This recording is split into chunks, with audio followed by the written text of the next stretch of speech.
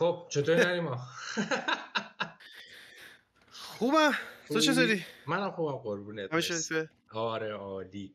کاربار امروز خوبه؟ که کاروبار خوبه، زندگی کمی تا قسمتی ابری ولی فکر کنم برای هممونه این روزا.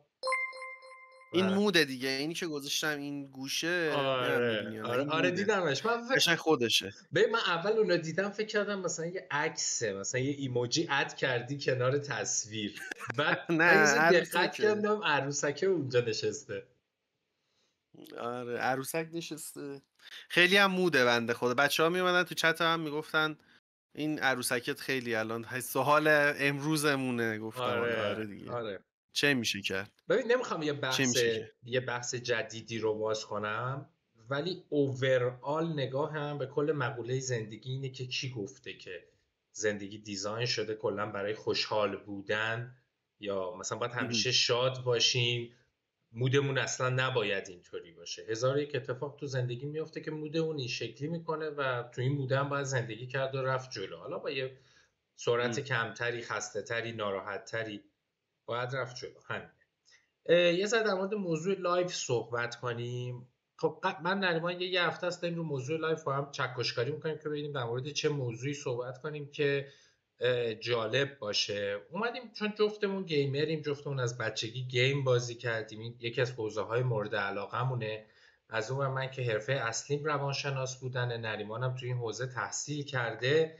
گفتیم که آقا بیایم در مورد بازی‌های کامپیوتری در کودکی و بزرگسالی صحبت کنیم. خب وقتی میگیم در کودکی و بزرگسالی، طبیعتاً خواسته یا ناخواسته یه ذره وارد فضای این که چه تفاوتی داره، اصلا چه تفاوت‌هایی باید داشته باشه، چه تفاوت‌ها و شباهت‌های سالم یا ناسالمه هم طبیعتاً تو این جلسه بحث خواهیم کرد. فکر می‌کنم برداشت من اینه که موضوع لایومون اینه و حالا ببینیم بله. پادکسته به چه سمت و سوی میبرتمون، سوالای بچه‌ها چه خواهد بود، اونم تاثیرگذاره دیگه. 100%. این موضوع لایومونه. رفتم رو آدیو مود. اوکی فاضل، مرسی که آدیو مود همراهمونی. حالا بچه‌هایی که بعداً از یوتیوب دارید می‌بینید، این اپیزود بعد از 1 سال و تقریباً 6-7 ماه با فاصله از اپیزود 11 داره پخش میشه و اگر این اولین اپیزودیه که دارید می‌بینید، این یک پلیلیستیه، این زنجیره ویدیوییه که این 12 میشه و تو اپیزودهای قبلی خیلی صحبت‌های زیادی کردیم در مورد نمیدونم خشم توی گیم، حالا که چطوری باش کنار بیایم، چجوری مدیریتش کنیم صحبت کردیم، در مورد اعتیاد صحبت کردیم، در مورد داروها صحبت کردیم، دیگه چیزایی که الان یادم میاد دیگه، در مورد مدیریت زمان که چجوری گیم بازی کنیم و به روابطمون برسیم و درسمون رو بخونیم و همزمان اینا صحبت کردیم، در مورد کلا تاثیر مدرک درسی و بقیه این هویت‌های اجتماعی کلا توی اجتماع صحبت کردیم، کلا راجع به خود گیم خیلی صحبت کردیم، تیم‌های حرفه‌ای صحبت کردیم، راجع به این چیزا صحبت کردیم. این اپیزود راست میگه امین، یه ذره چکشکاری کردیم با هم که راجع به چی صحبت کنیم. به این نتیجه رسیدیم که بین 2 تا موضوع آخر این انتخاب شد که گیم بازی کردن در کودکی و بزرگسالی. امین، من اولین چیزی که ذهنم میاد بعد از این تایتل رو چیزی بگم. ببخشید داشت حرفتو قطع کردم. و تو این فاصله‌ای که من و نریمان با هم یه اپیزود اصطلاحاً انجام ندادیم، منم گیم سایکولوژی رو ادامه دادم. تقریبا هر ماه در مورد یه موضوعی تنهایی صحبت کردم. اونا هم هست و اونا هم میتونم ببینم. آره یعنی این پیر دوتایی رو یه سال و 7 طول کشید. وگرنه امین که خدا رو شکر اومد توی فضا و الان اصلا برنامه داره توی چنل توییچ امین پخش میشه و حالا ایشاله که امین توییچ بازم بشه و دیگه خیلی جدیتر بخوابه رو توییچ و از این به بعدم بیشتر استریم کنه. من خوشحال میشم. آره چون که واقعا یک بار روانشناسی این داستان با امین دیگه. من خیلی محدودترم توی این زمینه تا امین که واقعا کارشه و خیلی آپدیت تر از من توی این زمینه. خوشحال میشم که امین بیشتر بپردازه و پرداخته تا الان. واقعا ماهانه هم ایونت دیسکورد گذاشته، دیسکوردشو تو چت امین علامت تعجب دیسکورد و اینا رو فکر کنم داشته باشی. بزنید دیسکورد امینو جوین بشید. ایونت داره توی دیسکوردش، حالا جدا از استریمای گیمی که میذاره.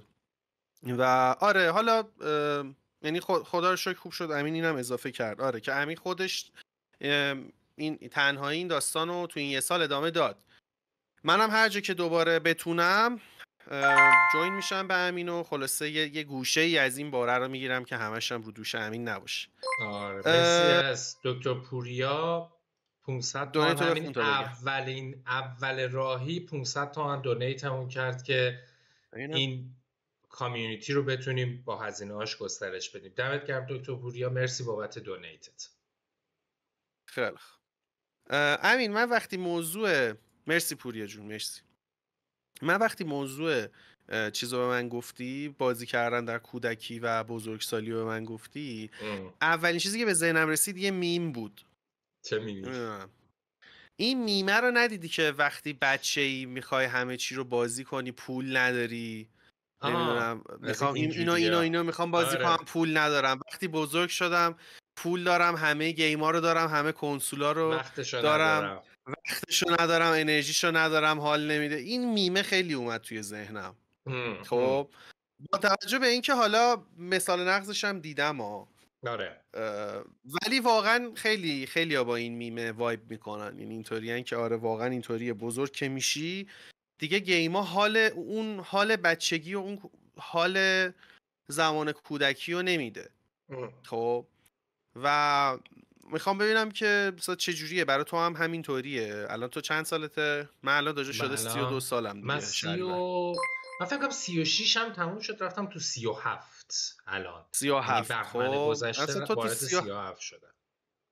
7 سالگی برات فکر میکنی که چه تغییراتی داشته؟ به نسبت حالا بزرگسالی بگیریم دیگه 37. خیلی تغییرات. ببین سادهشو بخوام مثال بزنم چون میدونم کسایی که تو استریمن خیلی این کارن. حالا گفتی میم، منم از میم مثال میزنم. این سولز گیم آخریه چون الدن رینگ دیدی یارو میماش دیدی الدن رینگ رو میریزه از در وارد در بازی میشه و میگه ای ولی بازی جدید، بعد همه میگیرن میزننش.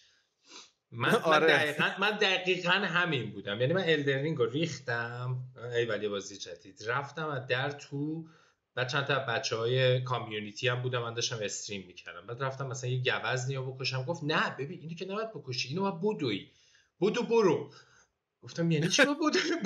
این میزنت الان نمیتونی بزنش. گفتم خب هیچ آنیستان من حالا حوصله، یعنی تو دیگه حوصله قبل رو برای اکزیکیوت کردن یه عالمه فانکشن های پیچیده نداری و این کار طبیعیه. هر بازی شاید برای یک سنیه، حالا مستقیم یا غیر مستقیم.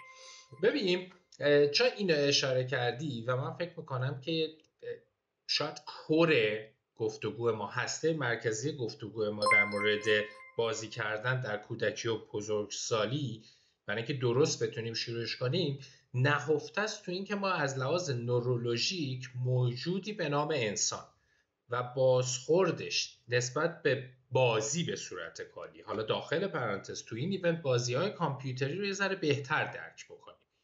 من برای اینکه بازش بکنم باید یک دیدگاه عصب شناسی رفتاری داشته باشیم به بازی کردن. یعنی چی؟ یعنی اولا صادقانه اگه بخوایم به خودمون به عنوان یه انسان نگاه کنیم، ما خیلی موجود آزاد در انتخابی نیستیم. شدیداً به محیط پیرامونمون، فاکتورهایی که ما رو تقویت میکنه، فاکتورهایی که برامون لذت بخشه، واکنش نشون میدیم.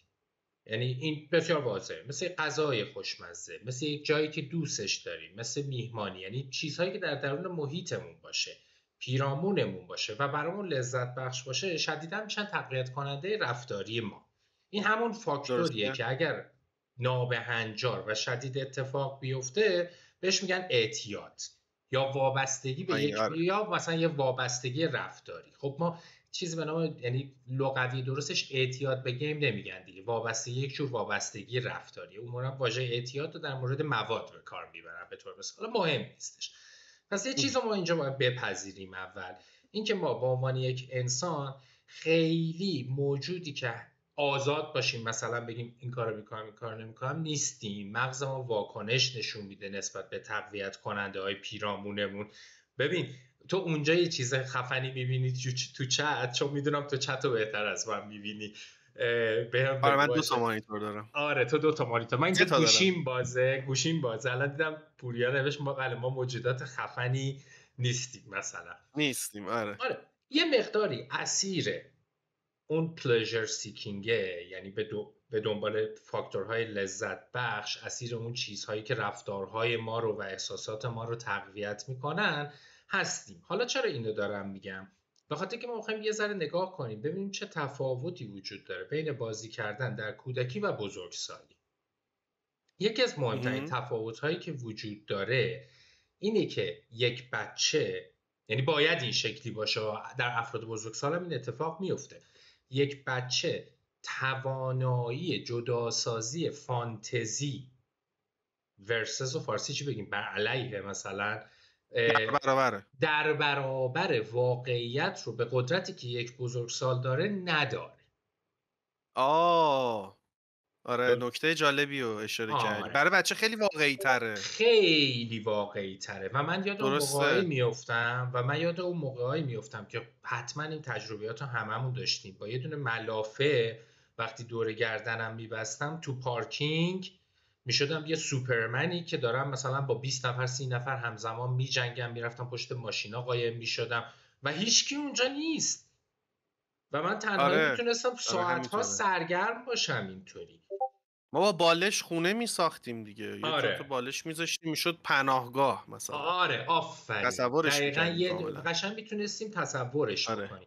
و این یه نکته خیلی مهمی، این نکته بسیار بسیار نکته مهمیه. یعنی یکی از تفاوت‌های مهمی که باید وجود داشته باشه، یعنی به صورت بهنجار ما این انتظار رو داریم که این تفاوت وجود داشته باشه که بچه توانایی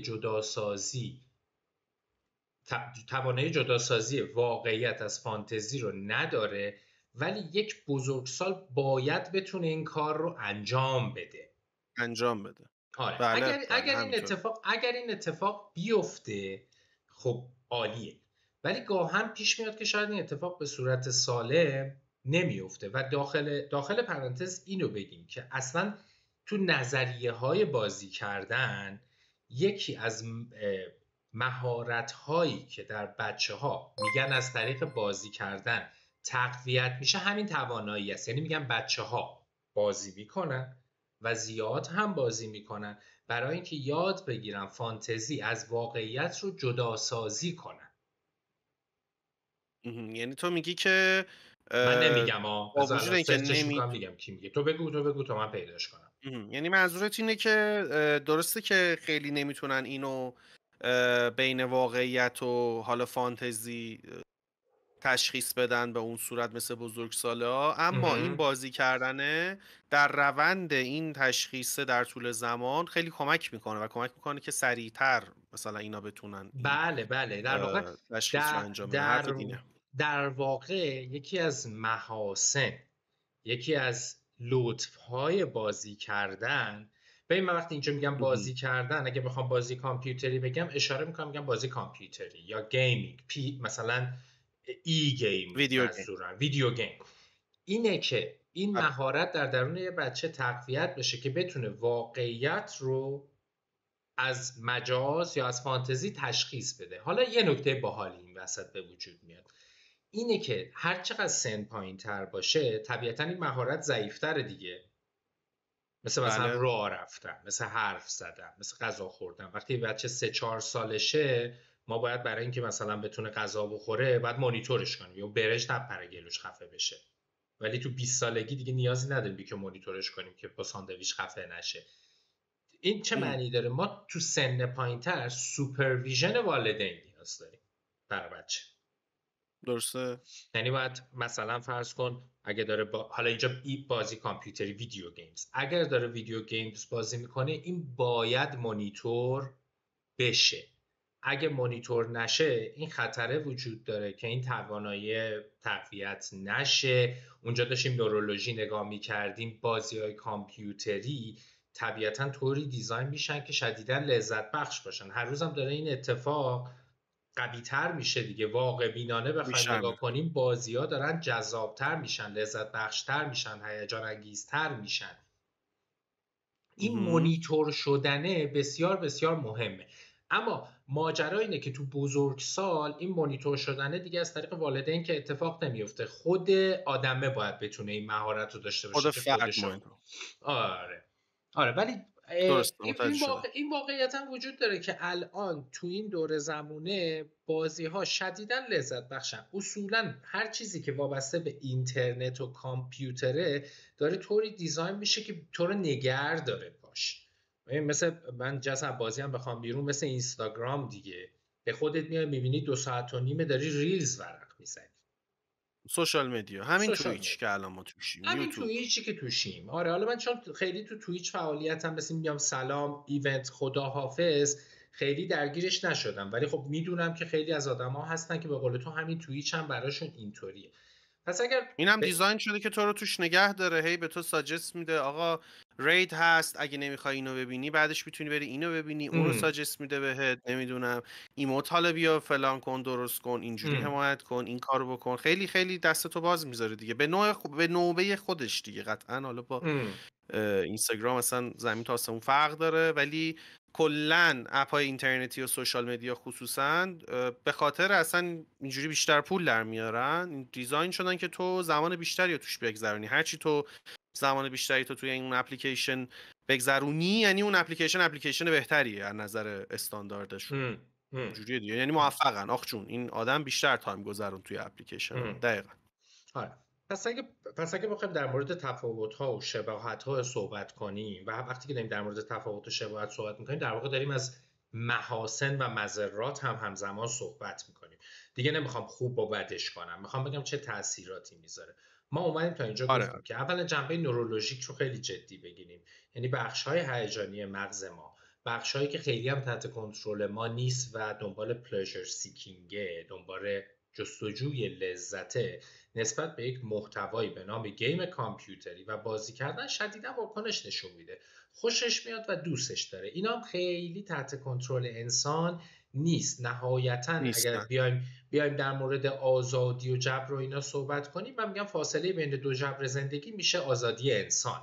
یعنی ما بیشتر موجوداتی جبر زده هستیم که یک محدودیت هایی داریم، میتونیم تو فواصل محدودیت ها یه ذره اعمال کنترل بکنیم، ولی نهایتا اسیر نوروترانسمیترها، نورون های مغزی مونیم، یه سری نوروترانسمیتر و هورمونیم که دست و پا در آورده.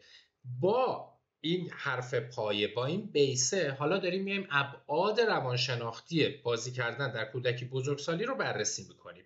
گفتم یکی از مهمتریناش میشه موضوع تمیز فانتزی در برابر واقعیت. تو بچه‌ها فانتزی بسیار قوی تر از افراد بزرگ ساله. پس اگر یه بچه‌ای داره بازی انجام میده، باید سوپرویژن والدین وجود داشته باشه. حالا بذارید بگم اگر وجود نداشته باشه چه اتفاقی میفته، که دیگه از این بگذریم. ببین یه اتفاق بدی که ممکنه بیفته، ما قبلا تو ایونت های قبلیمون در مورد این موضوع، مخصوصا در مورد مثلا بازی دوتا صحبت کردیم. نریما مثلا یه بچه 10 ساله 12 ساله ممکنه تاپ رنک یه بازی باشه. خب این خیلی اچیومنت گنده ایه دیگه. این اچیومنت گنده خلاصش ممکنه اون بچه رو از کار و زندگی برای نوجوانی و بزرگسالیش بندازه. آقا 1 در 1000. من قبلا تو در مورد دوتا هم همینو گفتیم که آقا خب چند نفر ایمورتال میشن، چند نفر پرو پلیر میشن. 1 در 1000 ممکنه این تاپ رنک بودنه تبدیل بشه به یه مانیتایزی برای یارو، یه سوشال استاتوس و یه آیدنتیتی اجتماعی براش به وجود بیاره، پول در بیاره، تیمای پروفشنال و ای اسپاشگاه و ای اسپورت کلابا جذبش بکنه. خب ناز چنگش نوش جونش، ولی برای همه این اتفاق نمیفته. اگر این اتفاق نیفته و این توانایی تمیز فانتزی از واقعیت در درون ذهن این کودک نوجوان به وجود نیاد، انقدر اون سوشال آیدنتیتیه، انقدر اون لذت تاپ رنک بودنه توی یه بازی کامپیوتری قوی میشه که برای طرف سخته دیگه در بزرگسالی یا در سن مثلا بگیم ابتدای جوانی این رو تمیز دادن. اون ماجرای پیش میاد که تو نمیتونی بری یه ساندویچی بگی تو میدونی من تو لیدر بورد فلان بازی رتبم چنده؟ بعد میگه خب به من چه؟ و اونم براش مهم نیست. آره هاتداگ، پول هاتداگ تو بده. آره به من چه که تو اصلا این که تو میگی یعنی چه؟ پس توانایی تمیز واقعیت از فانتزی در بازی‌های کامپیوتری یک بعد روانشناختی که از کودکی تا بزرگسالی در گذر زمان باید اتفاق بیفته. اگر اتفاق نیفته، اگر سوپرویژن والدین وجود نداشته باشه، یا اصلا میگم سوپرویژن خود فرده که 10-12 سالشه، به هر حال 10-12 سالگی انتظار میره که آدم یک سری توانایی‌های اجتماعی رو کسب کرده باشه، نه به قدرتی که ما داریم. اون موقع این اتفاقا نیفته، این خطره تو بزرگسالی وجود داره. پس ما یکیشو الان گفتیم. حالا اگه تو نظری داری یا چت نظری داره رو این بگه، به نظرم بعدش بریم جلو. یکی از دکتر پوریا گفته با توجه به اینکه گفتی با بالا رفتن سن سوپرویژن توسط خود شخص اتفاق میفته، یعنی با بالا رفتن سن اعتیاد بیشتر میشه یا کمتر، یا همون وابستگی رفتاری، و اینکه فانتزی هم ضعیفتر میشه تو بزرگسالی. باید بشه. من فکر میکنم که طبیعتاً و هر چقدر که سن کمتر بشه، سن کمتر باشه، باید وابستگی رفتاری بیشتر باشه دیگه. درست میگم؟ طبیعتاً. ولی اینجا یارو آله و ولی اما وجود داره. ببین آره ولی اماهای جالب اینجا وجود داره. بازی هایی که الان برای قشر کودک و نوجوان دیزاین نمیشن، برای بزرگسال عملاً دارن دیزاین میشن، از لحاظ اعتیادی قدرت بیشتری هم داره. میدونی منظورم چیه؟ یعنی ببین تو الان مثال بازی های الکترونیک سپورت گیمز یا بازی های پاپیولار، مثلا این 10 تا استیم دی بی رو باز کن، اون 10 تا بازی اول که همین الان کم 80-90 هزار نفر توشن، کانتر استرایکی که همین الان 1.5 میلیون نفر توشن، اینا همشون کلی این گیم شاپ دارن، بتل پس دارن، یعنی فاکتورهایی دارن که برای بزرگسال اعتیاد آورتر باشه. بیرون اون گیمه از این چیزای دیگه استفاده میکنن که برای بزرگساله هم همچنان جذاب وابستگی رفتاره رو بیاره. آره فومو ایجاد میکنن، فیر آف میسینگ اوت ایجاد میکنن. مثلا میگن آقا این اسکینه تا 3 روز دیگه هست بعدش میره. این اصلا برای بچه ممکنه مهم نباشه ولی برای بزرگسال ممکنه خیلی مهم باشه. آره برای خودمون مهمه. یعنی به من بگن آقا فلان اسکینه که من دوستش دارم مثلا بگن یه هفته دیگه میره، من توی یه هفته حتما آنلاین میشم، میرم سریع اون اسکینه رو فارمش میکنم. نمیتونه بچه‌ها رو معتاد کنه و بالعکس. قطعا همینطوریه. ولی حالا اون موضوع ESRB و نمیدونم نمره گذاری های بازی کامپیوتری به وجود میاد که خیلی به نظر این ریت ها رو والدین دقت نمیکنن، هیچ جای دنیا هم زیاد بهش اهمیتی داده نمیشه. مثلا Resident Evil مثلا بازیه که ریتش امه، ولی لااقل تو بچه‌های خودمون و بچه‌هایی که صحبت میکنم همه میگن ما تو 10-12 سالگی Resident Evil رو تموم کردیم. ریت ام یعنی بازی مچوره، باید بالای 18 سال 20 سال بازه یا به وقته 21. آره اون خیلی رعایت نمیشه. ولی اینو در نظر بگیریم که ما میگیم آقا، من دارم میگم یه بعد روانشناختی که در درون بازی باید تقویت بشه از کودکی به بزرگسالی، توانایی تمیز واقعیت از فانتزیه، نه در مورد بازی. اصلا باید این مهارت تقویت بشه که طرف تشخیص بده اینجوری دیگه آقا این بازیمه، این دنیای بازیمه، این دنیای واقعیت همه و من باید یک سری مهارت ها رو به صورت موازی در دنیای واقعی کسب بکنم. حالا جلوتر قطعا الان من به اشاره میکنم که تو بازی مهارت اجتماعی هم میتونه تقویت بشه بلا. ولی در مورد این برعکسش کار نمیکنه که بگیم آقا هر کی بزرگسال تونسته این رو تمیز بده و از پس زندگی واقعیش بدون فانتزی برمیاد. تو بازیایی که برای بزرگسالات دیزاین میشه و دلیلی هم که دیزاین میشه اینه که بزرگسال پول داره تو جیبش، میتونه بتل پس رو راحت تر از یه بچه تهیه کنه، میتونه با خیال راحت مثلا هفته $20 اصلا خرج بازیش بکنه اگه دستش تو جیب خودش باشه. اون بازی ها رو طوری دیزاین میکنه که طرف اونم نتونه تشخیص بده، درگیر فانتزیش بشه. این دیگه یه هنر فردیه، یک مهارته. اگر اتفاق بیفته عالیه، اگر اتفاق نیفته بازی های کامپیوتری این توانایی رو دارن که شدیداً فرد بزرگسال رو از واقعیت بدور کنن و قوطه‌ورش بکنن در دنیای فانتزی بازی هاشون. اینو دارن اصلا بلا شک. این و هر چقدر هم شرایط اون بزرگسال متفاوت باشه، ممکنه اصلا آسیب پذیرتر یا وابسته آسیب پذیر نگم به، یعنی قابلیت وابستگی بیشتری داشته باشه دیگه. مثلا کسی که حالش بده، این قوطه‌ور شدن توی اون فضا خب ممکنه خیلی براش لذت بخش تر باشه تا یه آدمی که حالا همین زندگیش هم بد نیست از نظر خودش. آره و این آره اون مثلا شاید دوست داشته باشه اصلا صبح تا شب بمونه توی اون فضا. میگی چی میگم؟ آره اینی که تو و اونم میگی خیلی باحال. من به اسمشو میذارم انگیزه بازی کردن. خب من اگر اشتباه نکنم حدود 1 سال پیش با فائز آیدی فائز چیه؟ آره مستر بازی ساز. مستر بازی ساز. با مستر بازی ساز ما یک کانتنتی درست کردیم که کانتنت بسیار ارزشمندی تو یوتیوب مستر بازی سازه که آیا بازی های سخت میتونن شیوه درمانی برای افسردگی و اضطراب باشند یا خیر. که پیپر فائز زحمت کشیده بود رفته بود پیپر هم پیدا کرده بود و با هم بحث کردیم و پاسخ این سوال اینجوری بود: اگر بازی به صورت فر منصفانه بازی رو سخت طراحی کرده باشه نه آنفر. یه سری بازی ها هستن یارو اینجوری چکش میزد از کوه میرفت بالا، نمیدونم بازیایی که آنفر سختن. اگه اشتباه طراحی شده تو بیفتی، آره طراحی شده طراحی تو شده نتونی تو بازیشو. بیفتی اون نه.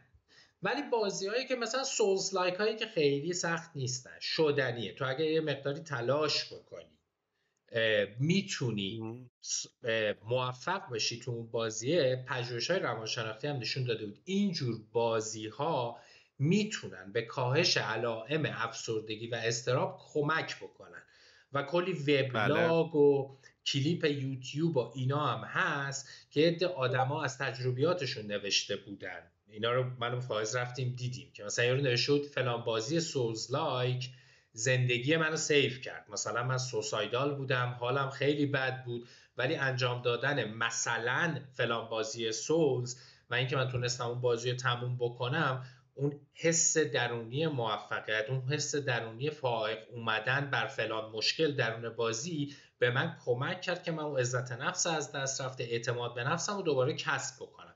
یه خطری که این جمله که من دارم میگم و پیپرها میگن تهدید میکنه آدما رو، اینی که من نگفتم آقا هر کی افسرده و استرابیه افسرده است پاشه بره الان بشینه بازی کامپیوتری بکنه حالش خوب میشه. نه حالش خوب میشه، نه اونجوری اینو نیست. نگفتم.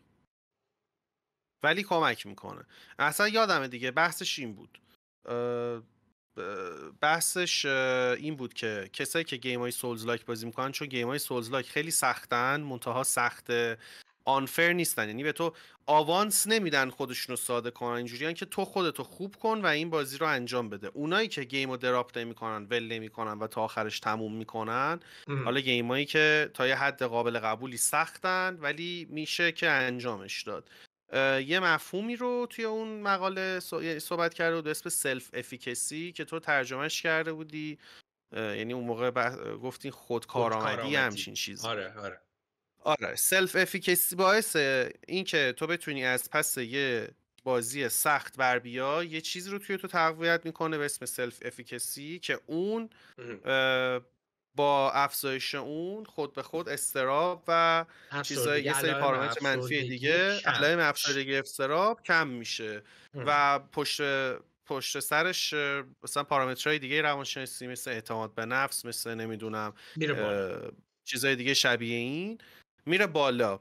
و در واقع توضیح دادیم که اینجوری کار میکنن این گیما و حالا تو اگه میخواید اون ویدیو رو برید توی چنل مستر بازی ساز ببینید، تاپ ویدیوش هم هست، یعنی بهترین ویدیوی چنلش هم هست اونجا هستش که چرا آره بازی‌های سخت میتونن مثلا به درمان افسردگی کمک بکنن. آره به عنوان شاید مثلا اینجوری بگیم به عنوان یک شیوه کمک درمانی، اونم برای کسی که گیمره ها. ببین مثلا اینجوری بذار برعکسش خنده داره. مثلا یه بنده خدایی مثلا فرضاً یه خانومی در 31 سالگی با علائم افسردگی و اضطراب مراجعه میکنه، بهش بگیم شما برو یه PS5 بخر، یه بازی هم هست به نام سکیرو بخر و شروع کن بازی کردن، حالت خوب میشه. خب همون یارو مینی باسه که دمه گره میزنه میترکونتش 200 بار حالش بدتر هم میشه. به درد کسی میخوره که تحت درمان باشه و گیمر باشه بهش کمک میکنه. پس اگه بخوایم بعد از همینطور. اولین بعد روانشناختی که در نظر گرفتیم، اشاره کردی بهش، همینجا میگمش، یه بعد دیگه‌ای در مورد بازی ها اضافه بکنیم، بعد دوم تفاوت میشه انگیزه. به احتمال انگیزه. زیاد انگیزه در بچه ها میتونه چیا باشه؟ یادگیری باشه. به هر حال هر چقدر سن پایین تر، من میگم زیر 14-15، تو میتونی از بازی های کامپیوتری یه سری چیزا یاد بگیری. دوباره بعد بله. قبلیه رو در نظر بگیریم، سوپرویژن رو در نظر بگیریم که سوپرویژن والدین باید باشه. میتونه تقلید باشه. تقلید، اونایی که روانشناسی خوندن یا میدونن، نظریه روانشناختی آلبرت بندورا دیگه. یادگیری مشاهده‌ای، تقلید یک مهارتیه که از طریق تماشای دیگران این بعد روانشناختی تو ذهن رشد میکنه. بازی‌های کامپیوتری فرصت رو به وجود میارن که طرف یه چیزی رو تماشا کنه، یاد بگیره و تقلید کنه. یه چیز خنده‌دار یادم افتاد اینجا بگم. یاد این داستانی افتادم که اگه یادتون باشه 10-15 سال پیش در واقعیت اتفاق افتاده. تو آمریکا یه داداشی با خواهر کوچولوش تو جنگل بودن که یه گوزنی، گوسی، چیزی حمله میکنه به اینا. بعد اون داداش بزرگتره، اگه اشتباه نکنم چون ورد آف وارکرافت بازی کرده بود، گوسه که حمله میکنه به سمت خواهرش رو تانت میکنه. یعنی از فهمیدی چی میگم؟ یعنی از طریق بازیه یه چیزی یاد گرفته بود و باعث شده بود که اون گوزنه، گوسه، حالا هر موجود زنده‌ای بوده، نره به سمت خواهرش، بیاد به سمت این، باعث شده بیاد خواهرش به رو سمت نجات این. بده. آره، یعنی این جنبه ها هم داره، ولی نمیخوایم دفاع بکنیم. حالا تفاوتش با بزرگسالی چیه؟ درسته. برای من خیلی واضحه. فرار از واقعیت. فرار از واقعیت به عنوان یک انگیزه چیز بدی نیست. در بسیاری از مواقع تو زندگی ما اتفاقاتی پیش میاد که برای ما استرس شدیدی داره. ما اگر بتونیم برای یک بازه زمانی مشخص، در روز، در سال، در ماه، از طریق یک بازی دیسکانکت بشیم از این واقعیته و یک دنیای مجازی سالم، نه اینکه 24 ساعته توش باشیم، برای خودمون ایجاد بکنیم، این به کاهش استرس ما هم کمک میکنه دیگه. پس یک انگیزه بازی کردن در بزرگسالی میتونه فرار از واقعیت باشه. برای چی؟ برای کاهش اضطراب و استرس. من اصلا بچه بودم احساس میکنم واقعیت برام بیشتر تو اون بازی بود. یعنی نمیدونم، اصلا زندگی انگار اون تو بود. میرفتم اینجوری بودم که خب تازه اومدم تو زندگی، میدونی، اصلا انگار یه ذره بیشتر بود، یه ذره برعکس بود تا اینکه حالا مثلا تو بزرگسالی الان خب بیشتر زندگی میکنیم، یه وقتایی هم بازی میکنیم که از واقعیت جداشیم، ولی ببین، اصلا تو بچگی انگار متفاوت بود. خیلی مرز این دوتا رو ما نمیفهمیدیم. نه چیزی که نمیتونی گفتی درست. بفهمی. اوجش برای من دوران کانتر استرایک هم بود دیگه، دوران گیم نت، یعنی میشه دوران دبیرستانه و مخصوصا که من تو اون سن یه هویت اجتماعی گیمینگ گنده‌ای کسب کرده بودم. مثلا ESWC و WCG و این چیزا شرکت میکردیم و مثلا میرفتیم جاهای دیگه، هر گیم نت یا هر مسابقاتی میرفتیم، مثلا یه پسر بچه با 4 تا دونه پسر بچه با کوله پشتی بوس کیبوردای خودشون میمدن، ملت میترسیدن. این خیلی تقویت کننده گنده ایه. و تو یهو که وارد بزرگسالی مثلا میرسی تو 19-20، یواش یواش اون هویت رو از دست ممکنه بدی که ما دادیم دیگه. به هر حال دوران کانتر استرایک که ما تموم شد، جدا شدیم، دانشجو شدیم، این خیلی سخت بود و تو نیاز آره داری حالا اصلا بری یه بلا سخت. هویت جدیدی کسب کنی. میگم تو دیگه نمیتونی بری تو دانشگاه بگی آقا من مثلا بهترین اسنایپر فسون میزدم همه رو. یعنی چی؟ مثلا که در دوران ما هنوز نه آنچنان بازی آنلاین پیش اومده بود، هنوز گیم ها تحت شبکه بود و گیم نت ها شروع کردن بسته شدن. ولی به هر حال، چون من خیلی برای مهمه اینا رو بچسبونیم به هم، در بزرگسالی انگیزه میتونه فرار از واقعیت، کاهش اضطراب و استرس و حتی رقابت باشه. آقا چه ایرادی داره؟ تا زمانی که اون ریجا اتفاق نیفته، این که من میدونم امشب قراره با یه عده آدمی که شبیه خودمن، تو رنک منن، توی بازی یه رقابتی بکنم و یکیمون ببره یکیمون ببازه، این رقابته میتونه چیز باحالی باشه، این یک انگیزه است و ماهایی که آنلاین بله. گیم بازی میکنیم قطعا از این رقابته لذت میبریم. حالا چه میخواد الان اونایی که دوتا پلیرن احتمالا همشون میگن نه ما لذت نمیبریم، حدس میزنم، نمیدونم تو بگو، تو دیگه خودت جز اساتید دوتایی، ولی من حال میکنم از این رقابته، حال میکنم، 10% هم ریج میشم، 90% حال میکنم چه ببرم چه ببازم. کسایی که با من بازی میکنن میدونم منم یه آره. موقعی ریج میشم. رقابت یه نه انگیزه هر است. کی میگه حال نمیکنم اون لحظه عصبانیه، وگرنه اگه حال نمیکرد خب گیم بعد بازی نمیکرد دیگه. حال میکنن، نه حال میکنن قطعا. حالا سوال اینجاست که پس انگیزه اون کودکه چیه بیشتر برای گفتم اینکه بازی به کنه؟ چون من احساس میکنم با دیفالت کودک دوست داره مثلا بگم سرگرمی، شاید نه خب اونم سرگرمی برای بزرگسالان میتونه باشه، یعنی آره تشابهشه، آره ولی احساس میکنم بچه‌ها حوصله‌شون خیلی زود سر میره و فقط یعنی اصلا بازی هم تو ازشون بگیری، من خودم اینجوری بودم مثلا با یه چیز، بابا من داداشم من خیلی خب ورجه ووجه میکردم دیگه، خیلی همش دوست داشتم بازی کنم و اینا، خسته میشد میگفت بیا آروم بازی کنی به خدا. بعد من میگفتم آروم بازی دیگه چیه؟ میگفت هیچی، میشیم اینجا تکون نمیخوره، هر کی زودتر سر صدا کنه باخته. به خدا اینجوری میخوابید، یعنی میگه از دست من میگرفت اینجوری میخوابید، میگفت آقا آروم بازیه، اگه سر صدا کنی باختی، اگر مثلا من سر صدا کنم من باختم. بعد میشست کارشو میکرد، اینجوری من ساکت میکرد. آره ببین من حالا یه تو این بازی خاطره رو الکی میساخت که من دیگه گفتی بعد یه مدتم فهمیده بودم این بازی فیکه لو و دیگه رفته بوده. عصبانی میشدم، میگفتم من این بازی رو نمیکنم، خیلی آره بازی بیخودی. احمقانه. ببین من 4 سال قشنگ آره. یادمه 4 یا 5 سالم بود، بعد مامانم گفت که بیا برو مهد کودک. بعد من یه جلسه رفتم مهد کودک، قشنگ مثلا 2-3 تا تصویرم از اون 4-5 سالگی یادم، مثلا یک بچه دیدی بچه کوچولو هم همه تو هم میلولن و اینا، غذا ماکارونی قشنگ یادمه، ماکارونی دادم، بعد من ماکارونی دوست نداشتم، فرداش گفت بیا برو مهد کودک. پاسخمو یادم، گفتم میگه من دیوونم برم مهد کودک، میشینم خونه گیممو بازی میکنم. بعد میکرو داشتم، ماریو هم داشتم رو میکرو، حالا یادم نیست ماریو چند بود ولی احتمالا یا 1 بوده یا 2 دیگه. یعنی ترجیح خودم این بود که تو خونه مثلا ماریو بازی کنم به جایی که برم مهد کودک. آره دیگه. ببین چه کاری. الان انگیزه دلیلش رو گفتی چی بود بیشتر برای بچه‌ها؟ یه یادآوری بکنیم برای تخیل، یادگیری، تخیل، تقلید و واقع. ببین یحتمل ماریو بازی کردن از تو مهد کودک رفتن که یه مشت مربی مدرسه و خانم چیچی و خانم چیچی و خانم چیچی مراقبتونن جذابتره و احتمالاً الان نسبت به اون زمان، من دارم در مورد 32 سال پیش صحبت میکنم، یحتمل اون مهد کودک من یادم نمیاد فضاش چجوری بوده، ولی یحتمل خیلی دارکتر از الان بوده 32 سال پیش مهد کودک. الان احتمالاً کلی بازی و بچه ها شعر بخونیم فلان، 32 سال پیش احتمالاً خیلی جای ترسناکی بوده مهد کودک، من یادم نمیاد. ولی یحتمل بزرگسال انگیزه هاش خیلی از بچه شفافتره برای فرار از واقعیت، کاهش اضطراب و استرس، رقابت، اینا وارد فضای بازی میشه. وقتی میگیم بزرگسال، من به نظرم بالای 18 سال رو میتونیم به عنوان بزرگسال در نظر بگیریم.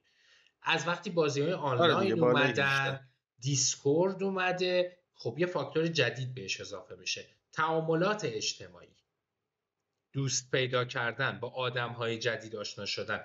اگه توییچی وجود نداشت که در واقع پلتفرم بازی‌های کامپیوتری باشه به عنوان یک استریمینگ پلتفرم، طبیعتا این بستری که الان من و تو هم داریم توش گفتگو میکنیم نمیتونست به وجود بیاد دیگه. دقیقا. تعامل اجتماعی انگیزه است، تعامل اجتماعی انگیزه است، انگیزه بدی نیستش. من خودم خیلی دوستای خوبی پیدا کردم تو دیسکورد و تو کامیونیتی های گیم. درست. تجربه بقیه رو نمیدونم، من واقعا پیدا کردم. همینطوره. آره آقا پس من انگیزه تو یه دقیقه میکروفون رو بگی دستت، من یه سرویس بهداشتی برم بیام. برو سرویس رو بیا تا من یه جمع‌بندی تا اینجا بکنم برای بچه‌ها. مرسی، دمت گرم. آقا اونایی که نبودید توی این لایو و تازه اومدید یا حالا بودید ولی یادتون نمیاد موضوع این لایو چیه؟ بازی کردن در کودکی و بزرگسالی. و با یه میم شروع کردیم. یه میمی هست دیگه احتمالاً همتون دیدین که وقتی بچم نمیدونم کلی انرژی دارم، کلی انگیزه دارم، کلی فلان دارم، پول ندارم بازی ها رو بخرم همه رو. وقتی بزرگم نمیدونم 10 تا کنسول دارم، نمیدونم همه بازی ها رم دارم، حال ندارم، وقت ندارم بازی کنم. با این میم شروع کردیم که احتمالاً خیلیاتونم دیدین و به حالا یه ذره بحث رو بردیم جلو دیگه. بحث رو بردیم جلو که واقعا تفاوت و حالا شباهت های بازی کردن تو کودکی و بزرگسالی چیه. اول راجع به خود کلیت بازی کردن امین توضیح داد که مثل یک اتفاق لذت بخشه، مثل یه غذای خوشمزه خوردن یا یه منظره زیبا دیدن یا یه محرک لذت بخش محیطی در واقع امین خلاصه بگم تعریفش کرد که این سایکل مغز و سایکل لذت رو توی مغز همه ما فعال میکنه و هممون بهش پاسخ مثبت میدیم، حالا چه بچه ها و چه بزرگسالا. فقط توی بچه ها به خاطر اینکه گیم توی یه دنیای فانتزی داره میره، خصوصا ویدیو گیم های الان خب خیلیاش واقعی نیست دیگه. خیلیاش هم طرف پرواز میکنه، اژدها هست تو گیم، نمیدونم، یا اصلا خیلی اتفاقایی هم که واقعیه توی یه دنیای تخیلی داره به وجود میاد. اون بچه عطسم آخش اومد، خیلی وقت بود میخواست بیاد نمیاد. اون بچه اون توانایی تمیز واقعیت با دنیای فانتزی رو به اندازه یک بزرگسال نداره و خیلی وقتا این دوتا با همدیگه قاطی میشن. خیلی وقتا اون دنیای فانتزی خیلی خیلی خیلی برای یه بچه واقعی تره، حالا هر چقدر سن کمتر این موضوع شدیدتر، در سطحی که از یک انسان بزرگسال به هنجار انتظار میره که کاملا تفاوت یه دنیای فانتزی رو با یه دنیای واقعی تشخیص بده. شاید برای اینه که خیلی وقتا ما اون لذتی که تجربه میکنیم توی بزرگسالی کمتر باشه، چون وقتی بچه بودیم و یه چیزی رو تجربه میکردیم که توی دنیای فانتزیه برای ما کاملا واقعی بوده. نه به این معنی که حالا این چیز بدیه، به این معنی که یک بچه اصلا قدرت تمییز دنیای فانتزی و دنیای واقعی رو به اون صورت نداره به اندازه یه بزرگسال و میگن قشنگ براش واقعیته.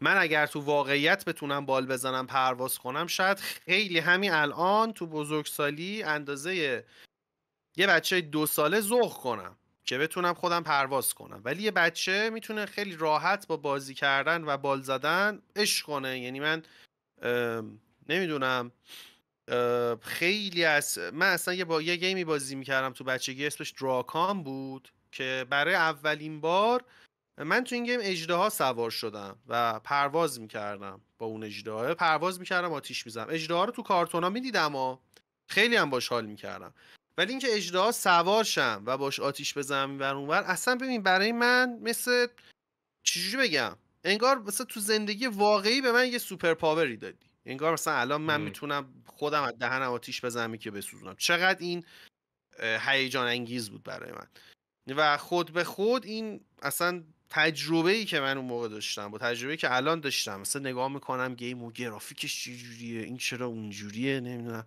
این چرا از نظر بازی سازی اینجوری ساخته شده، یو آیش اینطوریه. دیگه الان بزرگ شدیم ما اینطوری شدیم، ولی بچه اصلا اونو زندگی میکنه کاملا. یعنی از اینجا شروع شد و حالا رسیدیم به انگیزه. یکی دیگه از قسمت تفاوتاش انگیزه بود که حالا ممکنه یه آدم بزرگسال با یه انگیزه دیگه گیم رو بازی کنه، یه کودک با یه انگیزه های دیگه ای بازی کنه. حالا اصلا ممکنه آدم بزرگسال برای اینکه خودش رو از واقعیت دیسکانکت کنه بشینه گیم رو بازی کنه، ولی یه بچه اصلا میگم من خودم زمان بچگی اصلا اکثر واقعیت زندگیم اونجا بود.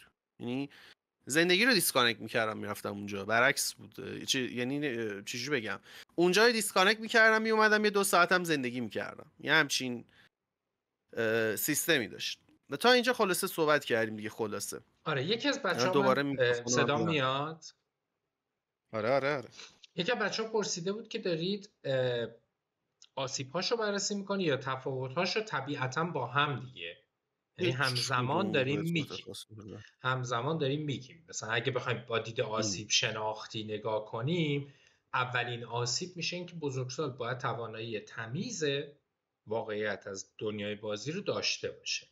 اگر نداشته باشه، یعنی بله. بعد از 17-18 سالگی این توانایی تمیز رو نداشته باشیم، قطعا در زندگیمون آسیب ایجاد میکنه. دو، انتظار میره که برای قسمت دوم که میشه انگیزه، انتظار میره که بازی کامپیوتری در بزرگسالی بتونه به ایموشنال رگولیشن، تنظیم هیجانی، کاهش اضطراب و استرس در ما، رقابت سالم، تعاملات اجتماعی سالم کمک بکنه. اگر این اتفاق نمیفته پس یه جای از کار میلنگه. اگه من هر شب تو دیسکوردم دارم دعوا میکنم، دارم حال اینو میگیرم حال اونو میگیرم، یه جای مشکل داره. اگر من وقتی میرم توی یه دونه بازی کامپتیتیو میخوام سر همه رو ببرم، یه جایی از کار مشکل داره. این میشه آسیبش. این مورد خنده داریم مورد زیاده. هر گیم طرف آره هر گیم طرف به یکی میگه آقا یه تناب بس واسه خودت پیدا کن، یه پل پیدا کن، حالا چی کار کنو نمیگه تو ولی گیم های آنلاین آره کیل یورسلف ولی آره دیگه، یعنی اصلا کلاسیک شده دیگه. لستیت میستادی خودتو بکش بابا مرد کوتاه بیا، حالا مثلا چیز حالا اونقدر مهمی یه لستیت اصلا یه گیمه تهش، میدونی چی میگم؟ ولی اگه میرسی به این نقطه اینو دیگه اون وقت باید بیای از دید آسیب شناسی بررسی کنی که چه آسیبی بهت خورده که اینطوری، یا گیم چه آسیبی داره به تو میزنه که به اینجوری. بقیه هم داری آسیب میزنی نهایتا. ایرادش اینه و که داری به بقیه هم آسیب میزنی. ایرادش اینه که لانگ ترم، لانگ ران اگه به این قضیه نگاه کنی اصلا دورت خالی میشه. یعنی دوست هایی نداری که باشون گیم بازی کنی. آدم ها ازت شروع کنن فرار کردن و یحتمل چنین رفتاری تو ریل لایفت هم همین شکلی یحتمل نمیشه تو یه آدم نایس و ساپورتیو و اهل تعامل تو زندگی واقعی باشی، تو گیم آنلاین بیای مثلا همه رو KYS کنی، کیل یورسلف کنی، نمیدونم ریدی، لسید نزدی، نمیدونم این چه طرز اولتیمیت زدنه. همچین چیزی امکان نداره. یحتمل تو زندگی واقعیت هم همچین منشی داری که تو گیم آنلاین هم داره اتفاق میفته. درسته. خب از این اگر بخوایم وارد مثلا یه جنبه دیگه بشیم، به نظر من میتونیم بگیم استراتژی. یعنی چی؟ یعنی بخوایم یک جنبه دیگه ای از بازی‌های آنلاین رو نگاه کنیم بهش، تفاوتاش از کودکی تا بزرگسالی، میتونه این باشه که به صورت کلی ببین اینجا دارم میگم بازی داخل پرانتز گیمینگ، یا به قول تو بازی‌های کامپیوتری بگم، این میتونه به مهارت یا اسکیل تو کودک و نوجوان کمک کنه.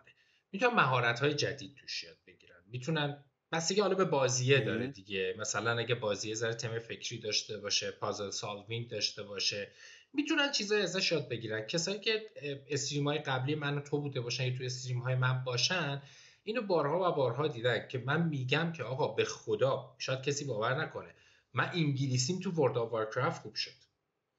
مثلا تو چت بچه‌ها نوشتن، فرداد نوشت که انگلیسی ما تو گیم خوب شده. آره انگلیسی منم تو گیم خوب شد. من کلاس زبانی آنچنان نرفتم، یه ترم شکوه رفتم، یه ترم نمیدونم ایران زمین، درست نمیدونم ایران نوین، ایران زمین، یه ترم اونجا یادم میاد رفتم. ولی چون تو سرورهای یو اس بازی میکردم و خیلی زود رفتم تو فضای تیم اسپیک و خیلی زود رفتم تو فضای گیلدا و نمیدونم کاراژان بزنیم، تیر تیری بزنیم، تیر تو بزنیم، اینا چاره‌ای نداشتم جز اینکه خجالته رو بذارم کنار، تو سن 17-18 سالگی شروع کنم تعامل کردن. درسته. انگلیسیم خوب شد. یا یه سری فاکتورهای تعاملی ترید کردن رو واقعا من تو ورلد آف وارکرافت یاد گرفتم. چونه زدن من تو ورلد آف وارکرافت یاد گرفتم. به عنوان یه پسر 17-18 ساله من بخواستم آیتم بخرم، بعد یارو گفت اینقدر گلد، بعد من گفتم نه اینقدر گلد بهت میدم. دو دره شدن رو تو ورلد آف وارکرافت یاد گرفتم. از اینکه یه جای کیکت کنن ناراحت نشی مسیر تو ادامه بدی، اولین بار تو ورلد آف وارکرافت برای من به صورت جدی اتفاق افتاد. یعنی نگلکت شدن، مورد غفلت قرار گرفتن، اولین بار تو ورلد آف وارکرافت رها شدن. مرسی. ببین من بخوام مثال بزنم، همه لیروی رو میشناسن، اونایی که ورلد آف وارکرافت بازی کنن. لیروی جنکینز اون میم شده، خیلی معروفه. لیروی اون یارویی که تو گیلد پلس فور لایف تو سرور لافینگ اسکال یو اس تو تیر 1 میره دانجن رو میکشه رو گیلدش. اینا هنوز دارن استراتژی میچینن، مثلا داره میگه تو این کارو بکن، یارو میگه فاک دیس شت، میره همه دراگونا رو میاره سمتش و ویدیوش معروف میشه، کلی بیلیزار ساپورتش میکنه، تو ایونت ها میاد. نه من رفتم تو اون گیلد 4 سرور بود، یعنی من پاشدم رفتم تو پلس فور لایف، رفتیم تو رید، قبل از اینکه باس اول پول کنم من کیک کردن، یه دونه تانک دیگه آوردن، بچه‌ها گیلدان انداختن بیرون، اصلا هیچ توضیحی هم ندادم، مثلا نفهمیدم چرا. بعد تو فکر کن تو 17 18 سالگی دیوونه میشی تو لافینگ آره دیگه، اسکال میگردی دنبال مشکلت، همش بخون. اپلای کردی 2-3 بار رفتی مصاحبه، حالا تو تیم اسپیک دیسکورد یادم نیست چی بوده، بعد رفتی تو پلس فور لایفی که انقدر معروفه، دوس فاکس گیلد اول دنیا الان تو اون سروره، بعد دم باس اول کیکت میکنن میندازنت بیرون، گیلد هم میندازنت بیرون، یه تانک دیگه میارن، حالا تو هم نمیدونی چرا اصلا به چه دلیل، اصلا نمیدونی چی شده. آره خیلی ضد حاله. ولی این دوباره خودش میتونه یک سری مهارت باشه، یک سری اسکیل باشه، یک سری استراتژی باشه که تو یادشون بگیری. اگر یادشون بگیری، اگر بازی این بستر رو برای تو فراهم کرده باشه که این چیزها رو یاد بگیری، اگر بازی اینا رو فراهم کرده باشه، خب ناز چنگت، یک سری مهارت ها در درون تو افزایش پیدا میکنه. یا یه مثال دیگه که بخوام بزنم، این یه ذره برای خیلی‌ها الان میگن نه این شکلی نیست. الان چند ساله که دیدیم ارتشای 2 کشور رو میدونم، آمریکا و انگلیس، دارن گیمر میگیرن. برای چی؟ برای کوادکوپترهای خودرانشون. چرا دارن گیمر میگیرن؟ چون میدونن گیمرها راحت‌تر میتونن این هواپیماها یا کوادکوپترها یا تجهیزات بدون سرنشین رو از سرباز یا نظامی عادی کنترل کنن.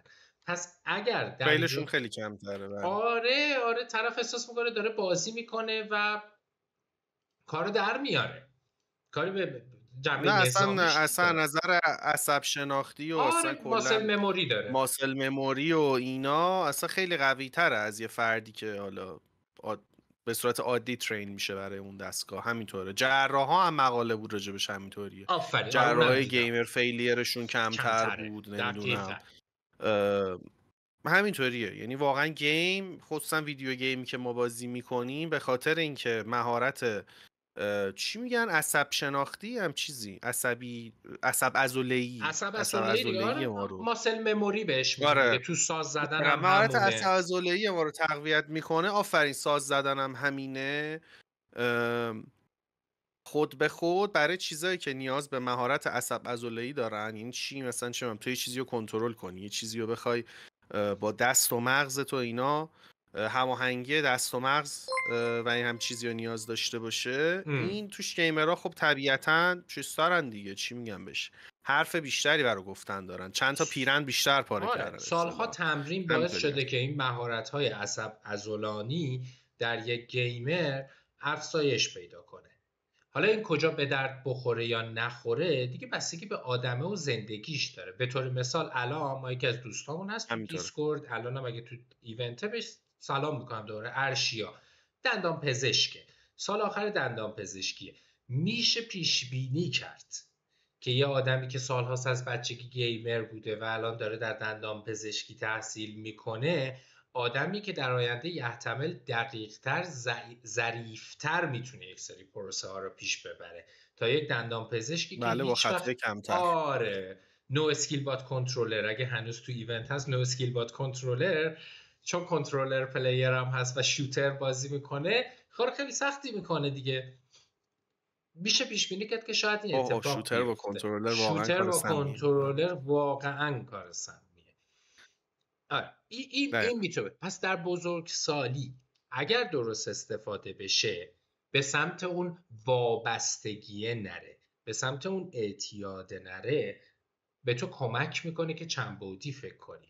مهارت‌های مختلف و حواس مختلفت رو تقویت کنی. ببین توی یه گیم آنلاین تو باید همزمان کاراکترتو تکون بدی، پیش بینی بکنی، آیتم درست یا زمان مناسب برای اولتیمیت یا اسپل تو انتخاب بکنی و این چیز پیچیده ایه. نمیخوام تو بازی ها جداش بکنم چون حالا بازی الان من مارول رایوالز، بازی تو دوتا و اینا خیلی مدل تصمیم گیریاشون فرق داره با هم، ولی به هر حال اینا 100%. هست. اینا رو اگر اپلای بتونی بکنی رو زندگی واقعی، پدیده جالبی اتفاق میفته. ولی اگر بریم رو مهارت قبلیه، بریم رو بود قبلیه، اگر به جای کاهش استرس بیشتر بهت داد، به جای تنظیم هیجانی تو به هم ریخ، نه دیگه از این خبرها نیست. اون موقع ما نمیتونیم دفاع بکنیم بگیم که یکی از تفاوت‌ها و شباهت‌های بازی‌های آنلاین در کودکی و بزرگسالی یادگیری استراتژی و استفاده از اون استراتژی هست. این برای آدمی قابل اپلایه که رزومش هم نشون بده که یه چیزی از تو بازی یاد گرفته، مثلا تعامل اجتماعی یاد گرفته، یک سری مهارت‌ها، شیوه‌های فکر کردن متفاوت رو یاد گرفته، چند بعدی فکر کردن رو یاد گرفته و اون رو داره در زندگی بزرگسالیش اپلای میکنه. چرا؟ چون بستر گیم یه فضایی رو برای تو به وجود میاره، آزادی انتخاب یا گاهن به تو میده که تو اکثر بازی‌های آنلاین بزرگسالی هست که تو بتونی چند بعدی فکر کنی، چند بعدی تصمیم بگیری و این همون اتفاقی که باید بشه در چیزم بیفته دیگه، در زندگی واقعی هم بیفته. اینه.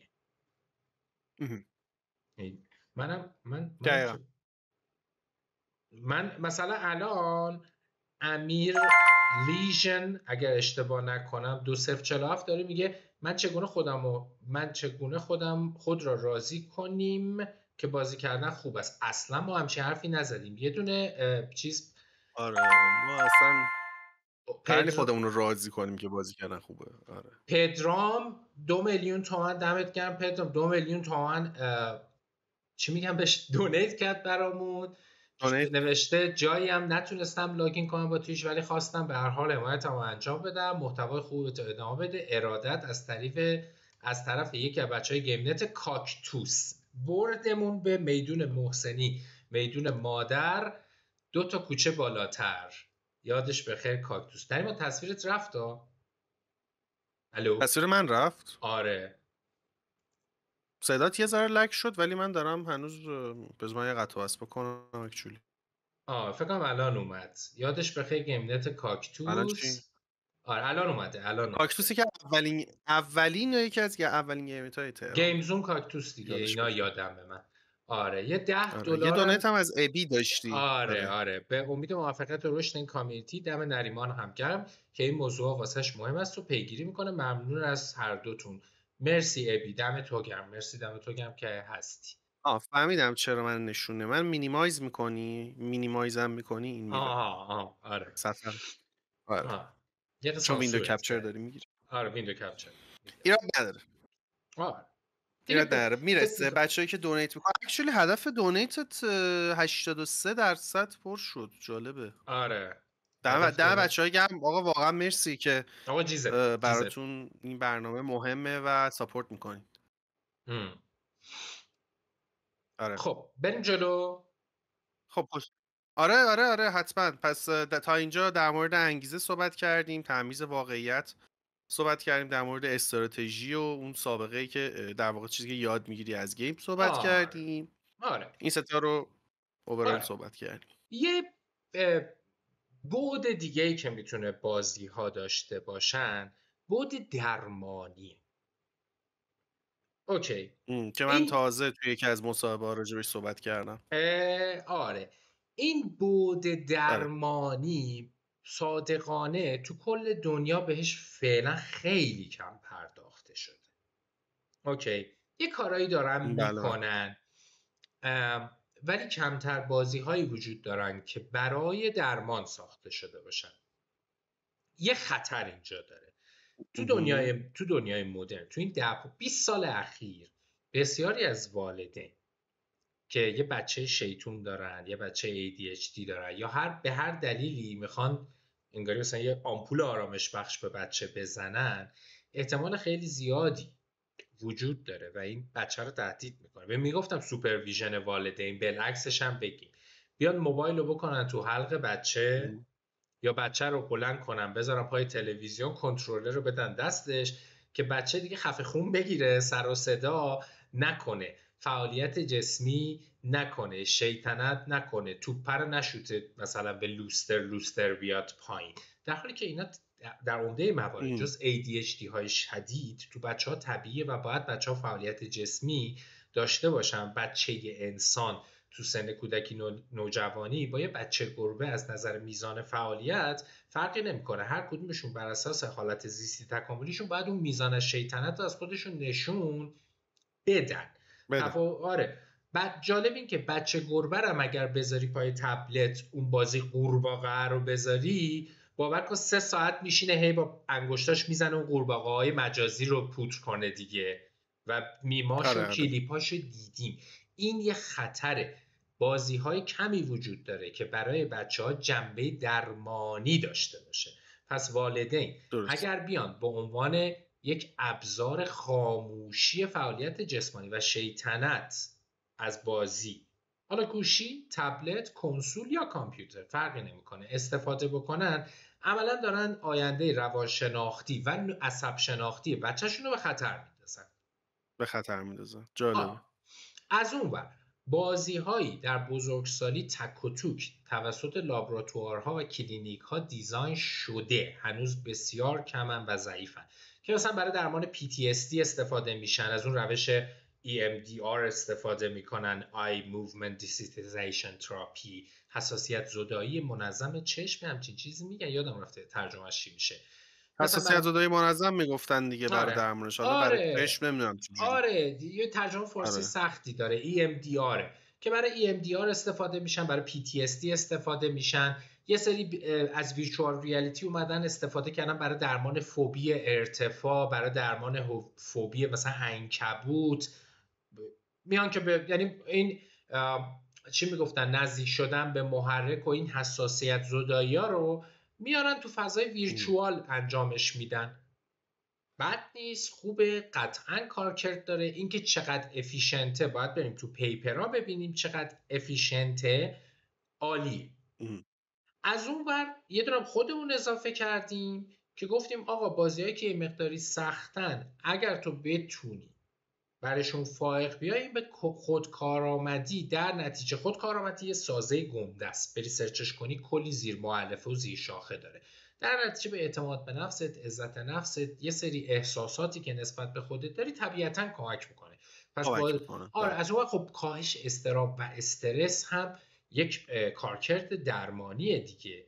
ولی همه اینا به عنوان یک حسن تا زمانی موثره که تبدیل به یک اعتیاد پاتولوژیک یا یک وابستگی رفتاری آسیبزا نشه. اون موقع قطعاً مکانیزمش بالعکس میشه، یعنی به چه که اثر مثبت بذاره دیگه داره شروع میکنه اثر منفی گذاشتن.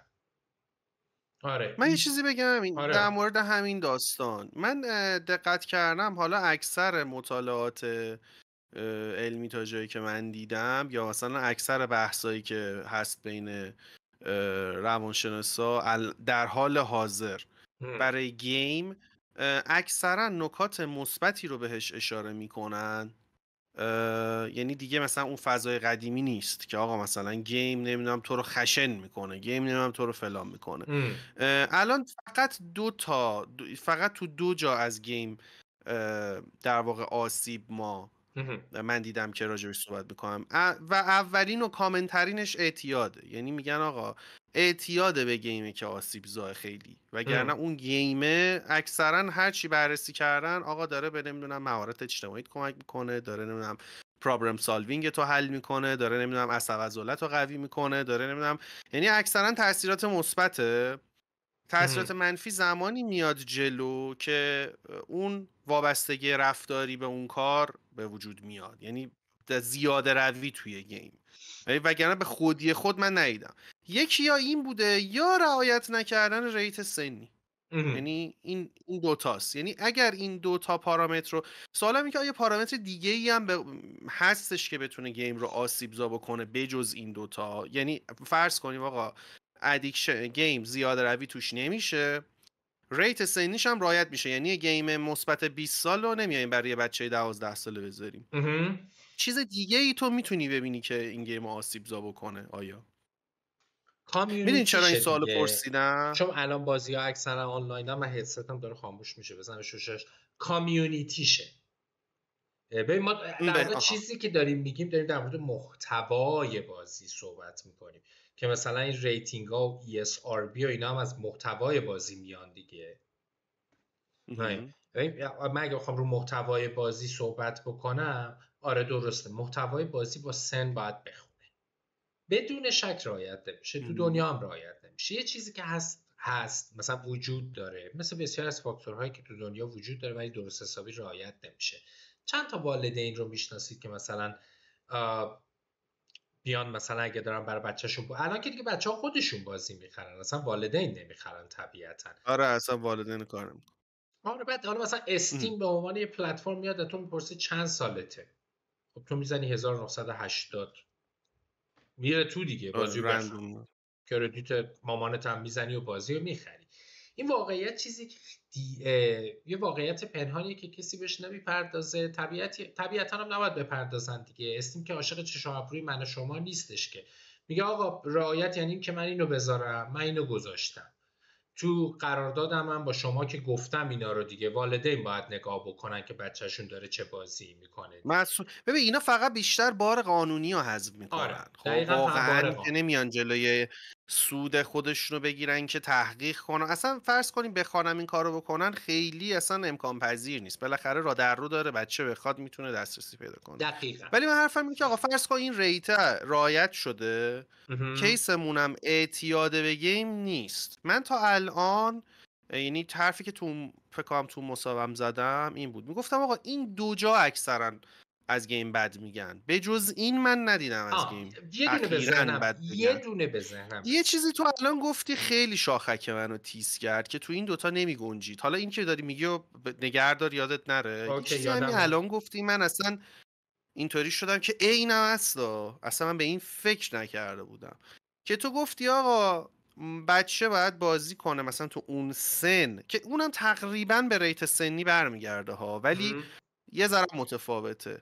مثلا باید اون فعالیت رو، اون بیش فعالیت رو خودش مثلا نشون بده، اون چیزی که از نظر ما بیش فعالیه والدین نشون درست. بده، ولی والدین برای اینکه اون رو ساکت بکنن میذارنش پای بازی که نیاز به تمرکز زیاد داشته باشه، بازی که مثلا یه چیزی داشته باشه و سرگرمش کنه. و این مثلا اون حدس میزنم که منظورت این بوده که انگار دارن یه فرایندی رو توی رشد بچه اسکیپ میکنن که این بعداً میتونه براش آسیبزا باشه. آیا درست متوجه شدم؟ چون این خیلی بدون خفن شک. بود، من اصلا به این فکرم نکرده بدون بودم تا حالا، شک. چون ببین من بهش میگم چم نداشتم تا الان. من بهش میگم صدا خفه کن، یعنی از بازی به عنوان صدا خفه کن استفاده میکنه. همون سایلنس بازی داداش تو بود، بازیمون اسم بازی داداش چی بود؟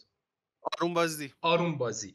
همون آروم بازیه، ولی تفاوتش اینه که تو آروم بازیه داداشت اونجا بوده، یه تعاملی داشتی با برادر بزرگتر تعامل میکردی، در برابر آروم بازی اون میتونستی مقاومت کنی، همون که بعد از چند بار متوجه شدیم داره گولت میزنه، گفتی برو بابا من این بازی رو دوست ندارم. ولی بازی کامپیوتری و تبلت و موبایل زورش خیلی زیاده، آروم بازیش میگیره، بچه خفه میشه، صدا خفه کنه. و این ابزار خطرناکیه، به خاطر اینکه جلوی رشد روانشناختی بچه رو میگیره. حالا چون تا یادم میشه نرفت مثال براش بزن؟ اوکی اونو الان با بگو. همین میگم قشنگ ببینم با که همین چه بهت مثالی میگم. براش داری یا چه آسیبی میتونه ببینه الان بچه بهت اگه صدا میگم. خفه کنه. اول ایونت گفتم نورولوژیک، بیایید با یه پایه جسمانی نورولوژیک نگاه کنیم.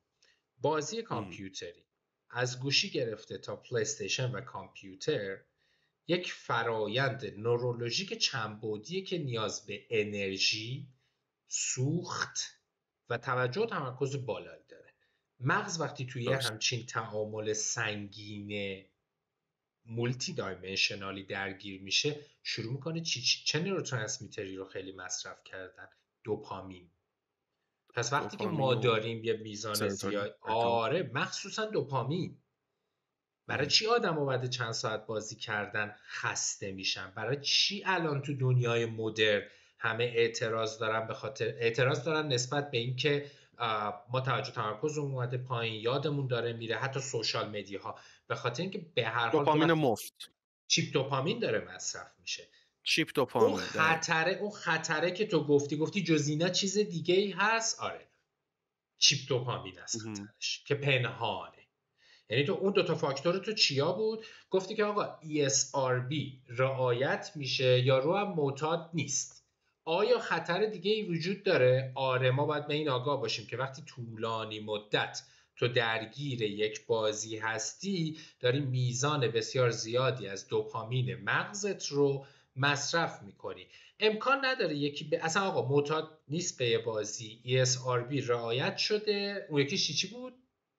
معتاد نیست، ESRB هم رعایت نشده. امکان نداره تو همین دوتا رو مثلا من 4-5 ساعت بشینی یه بازی بکنی بعدش بلنش بگی واو چقدر انرژی دارم.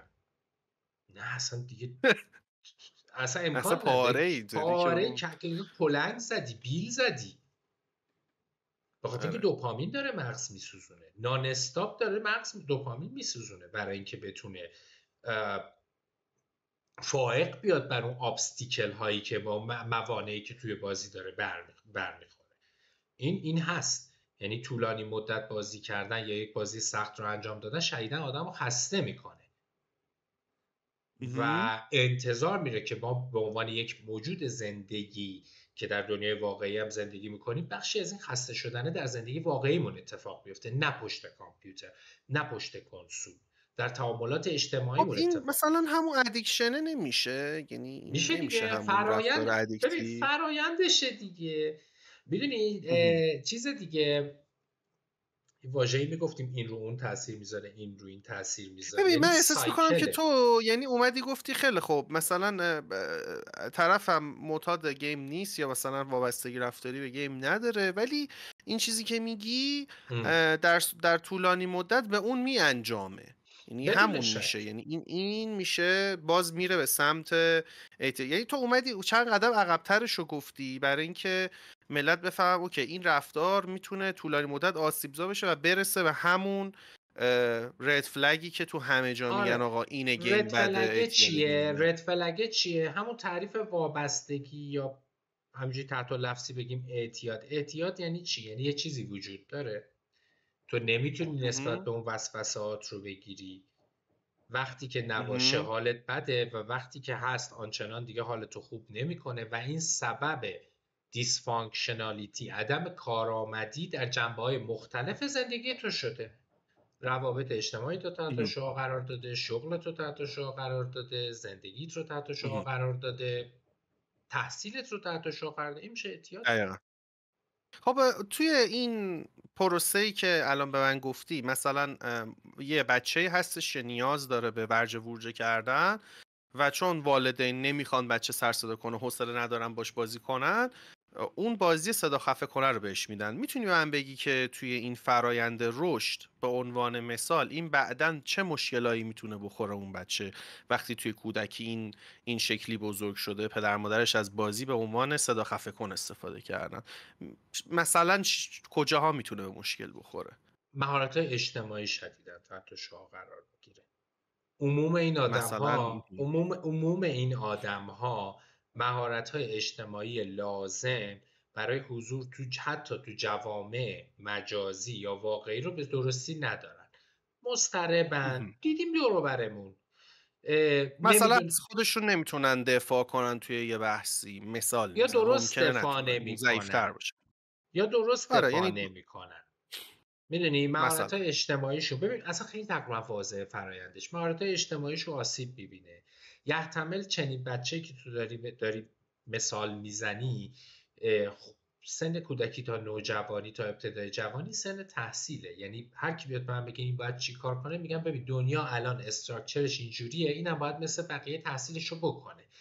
اگر این آدم آسیب‌های تحصیلی ببینه، چون این آسیب‌ها به سختی جبران پذیرن، هویت اجتماعی، اون سوشال استاتوسه از 18 سالگی 20 سالگی به بعد آسیب دیده است. خودشو نشون میده اونجا تازه. معلومه نشون میده.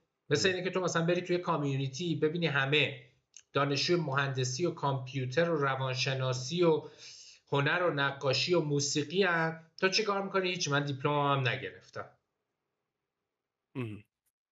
خیلی میجره متوجه ایناست، شدم.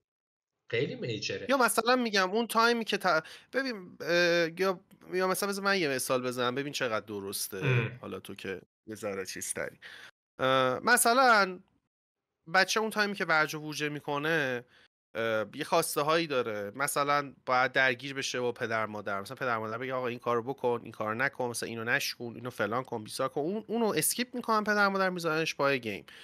میتونیم همینجا مثلا نتیجه بگیریم آقا این احتمالاً توی مهارت نگفتن و خصوصا نشنیدن در آینده به مشکل خواهد خورد، چون هر دفعه که آره این صفحه یاد گرفته هر دفعه سر صدا کنه، به جای اینکه ما تا بگه آقا مثلا موبایل منو بدیم، مامان باباش میدن، میگن بیا آره، بازی کن. این پسونک رو اصلا میزنن عادت نداره مامان دهنش. باباش بگن نه الان برو بیرون بازی کن. آره میدونی و یکی از یه چیز مراحل، شبیه این. بدون شک پسونک رو گذاشتن دهنش دیگه، تا دهنش رو باز کرد پسونک گذاشتن تو دهنش، دهن رو ببندن. و یه نکته دیگه که تو گفتی به ذهنم رسید اینه، ببین یکی از مراحل رشد روانی اجتماعی کودک، نوجوانی به ابتدای جوانی، کسب هویت مستقل از والدینه، که بله 100%. بخشی از این از همین چالش با والدین، نشنیدنه، مخالفت کردنه اتفاق میفته. خود مایی که برای یه نسل عقب‌تری، کمتر تحت شعاع مثلا دنیای مجازی و اینترنت و بازی‌های کامپیوتری بودیم، قطعا یادمون میاد که از ابتدای بلوغ جنسیمون میزان مخالفتمون با والدین بیشتر شده. گفتم الان امشب می‌خوایم بریم خونه دایی، ما گفتیم نه من نمیام، و گفتن نه غلط کردی نمی‌دونم. باید بیای، و گفتیم نه من نمیام. درسته این در کانتکست خانواده ممکنه تو اون لحظه یه نابهنجاری به وجود بیاره، ولی نهایتا این نهی که نوجوانه میاره یواش یواش داره به کسب یک هویت مجزا از والدین ختم میشه. اگر این مدیریت بشه، چالش با هم داشته باشن، تو سر کله جالب. هم بزنن، یه معامله‌ای بین این نوجوان و خانواده صورت بگیره، حالا تو بیا من فلان کارو با تو میکنم، ترید اصلا صورت بگیره. ایرادی نداره، بزرگسالی همش تریده. اگه تو نوجوانی با خانواده ترید درست نتونی بکنی، تو بزرگسالی با آدمای دیگه نمیتونی ترید کنی. نمیتونی ترید بکنی، منطقی آره، داری میگی. مهارت اجتماعی تضعیف میشه دیگه. و من تو همین 1-2 سال که تو این کامیونیتی، وارد کامیونیتی گیمرها بیشتر شدم، دیدم که بعضی از بچه‌ها مهارت اجتماعی ضعیف‌تری دارن. ببین با خودم میگم همینطوره. با خودم میگم تفاوت سنی رو تشخیص نمیدم. مثلا طرف 17-18 سالشه یه چیز قلمبه‌ای به من میگه که اصلا من میمونم. به خدا بهت میگم، یعنی مثلا تعجب میکنم، میگم بابا رفیق، من به جوک تو دیسکورد خودمون زیاد میگیم، من میگم که ببین تو موقع که به دنیا اومدی من کنکور دادم، تو برای اینکه تفاوت سنی رو بفهمی اینو در نظر بگیر. سالی که من داشتم کنکور میدادم تو یحتمل یا به دنیا اومده بودی یا در شکم مادر بودی، تازه قرار بوده متولد بشی. من نمیگم آقا باید به من احترام بیش از حدی گذاشته بشه، صادقانه اصلا برام مهم نیست چقدر به من احترام بذارن یا نه، ولی میزان مهارت اجتماعی طرف رو که میتونم درک بکنم از این موضوع. یا مثلا اتیتود، ببین یه مثال ساده برات میزنم، 10 نفر تو دیسکوردن، یه آدم جدید که قبلا تو اون دیسکورد نبوده یهو میاد تو اون چنل، درسته. رفتاری که تو اون لحظه تو از خودت نشون میدی، نشون دهنده اینه که تو چقدر مهارت داری برای ورود به یک کامیونیتی یا جامعه جدید. یه درسته. هنره، این کاملا یه هنر استراتژی، واقعا، یه هنر این اصلا چیز کاملا ساده استراتژی. ای نیست. ببین دو حالت داره، جفتش واقعیه. برات مثال میزنم. سلام بچه ها، من فلانی هم، اجازه دارم کنار شما باشم؟ حالت دوم، سلام اینجا چیکار میکنید بچه ها؟ بعد حالا اومدن گیم دارید مثلا دوتا بازی میکنید، این هیرو رو پیک کردی، چقدر باحاله، این آیتم رو ببند، این آیتم رو ببند. بکسیت، سری بکسیت. آره یکیش همینو تویچ هم من دیلی باش دارم سر کله میزنم، همینطوره دقیقاً. این نشون دهنده اینه که تو هممون. چقدر، ببین این فرقی نمیکنه، تو فکر کن اصلا دیسکورد نیست، فکر کن تویچ نیست، فکر کن کافه است. اینکه تو بری وارد بشی به یه کافه تنهایی، بدونی چقدر طول میکشه که تا تو بتونی جذب بشی توی این محیط، شروع کنی با میز بغلیت صحبت کردن، چگونه اوپن اپ بکنی، چجوری رفتار بکنی که این کامیونیتی جدید تو رو بپذیرن، کی حرف بزنی کی حرف نزنی، به چه میزان از خود دیتا بدی که برای دیگران قابل پذیرش باشه. این یک هنره، این یک مهارت اجتماعیه که به نظر میاد خیلی ها توش ضعیفن.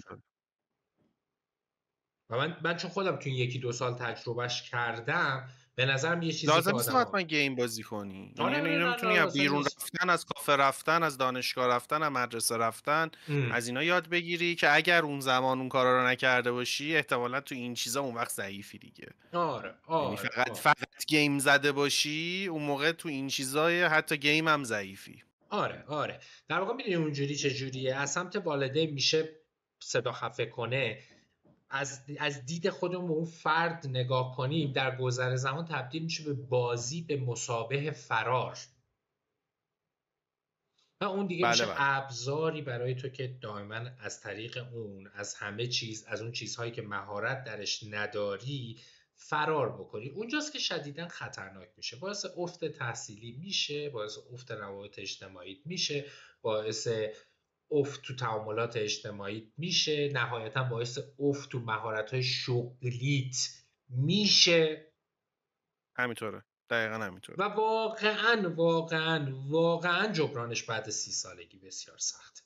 من به بچه‌هایی که 17-18 سالشونه و از این موضوع شکایت دارن، عموما پاسخم اینه که رفیق نگران نباش، هنوز زمان آره برای تو هست، تو استراگلینگ استیجتی، تو استیجی هستی که داری چرخ میزنی، باید اشتباه کنی، باید بری 4 بار بخوره تو سر و کلت، باید 4 جا تیپا بهت بزنن بیرونت بکنن، قطع همکاری باهات بکنن. ولی تو 30 سالگی به بعد همینطوره، این بسیار سخته. مغز هزینهش زیاده و اصلا کاملا. مغز کریستالایز میشه، از لحاظ عصب شناختی مغز دیگه یه قوامی پیدا کرده که تو به این مفتی ها نمیتونی فرمیشن زوائد دندریتی مغز، اون چیزایی که شکل گرفتن رو تغییر بدی. نوروپلاستیسیته مغزی هر چقدر سن بره بالاتر کاهش پیدا میکنه. من نزدیک 40 سالمه، یحتمل 10 سال 15 سال 20 سال دیگه هم آدم ها منو ببینن دیگه همینی هم که هستم.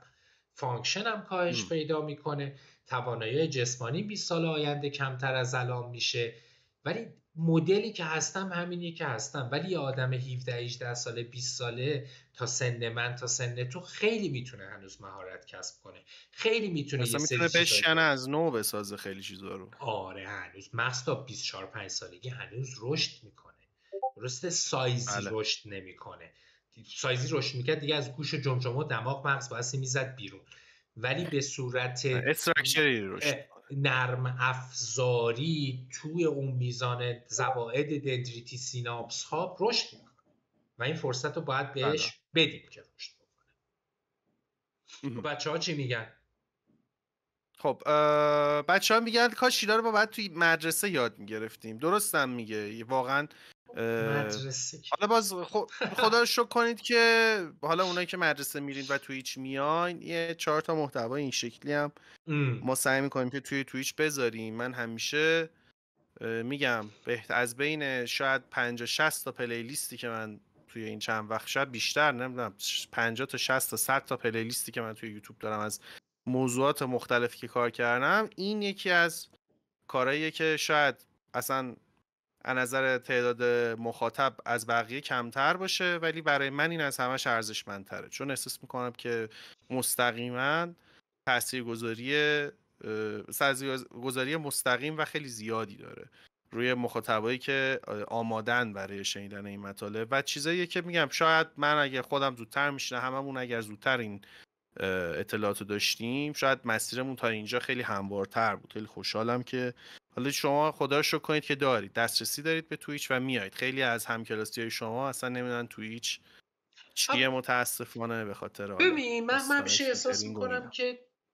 که تا هر کاری میکنی باید یه اثر مثبتی هم بذاری دیگه، فرقی نمیکنه. تو اومدی تو کامیونیتی دوتا این کار رو کردی، اومدی از همه مهارتات داری استفاده. اتفاقا این یه جنبه مهمه، اتفاقا به اینجوری از هم بهش نگاه کنی. آقا اگه تو یه سری اسکیلای دیگه داری و این اثر رو تو گیمه و تو کامیونیتی میذاری، دمت گرم، دمت گرم. فقط پرو پلیر بودن اوکی، اگه عضوی از ویرتوس پروی ام وی نمیدونم چی فلانی، نوش جونت، حقوقتو بگیر، بیمتو بگیر، کارتو بکن، شهرتتو بگیر، اینا با مخاطبات فلان فلان فلان. ولی اگر اون اتفاق نمیفته و تو یه عالمه مهارت داری که میتونی به یه کامیونیتی، به آدما کمک میکنی، خب باید بکنی دیگه.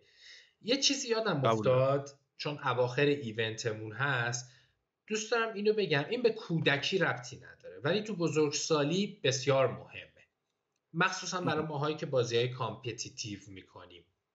اینترنالیزیشن یه مفهوم روانکاوانه است، یک مفهوم روانپوگشیه، ولی تو بازی ها به شدت میشه دیدش.